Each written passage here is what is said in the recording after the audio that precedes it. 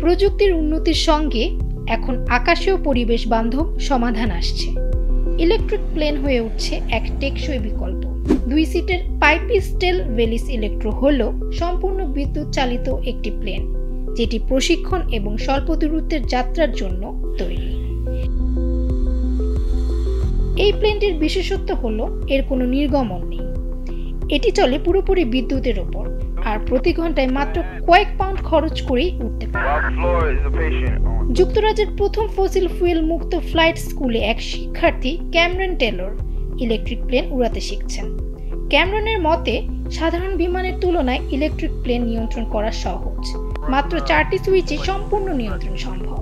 এরই মধ্যে যুক্তরাজ্যের অনেক বিমানবন্দরে ইলেকট্রিক প্লেনের চার্জিং পয়েন্ট স্থাপন করা হয়েছে।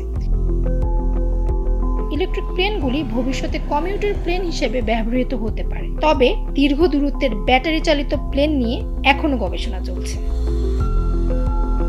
নির্মাতারা বলছেন, বৈদ্যুতিক বিমান নির্মাণের আগে ব্যাটারি প্রযুক্তির আরও বিকাশ হওয়া জরুরি।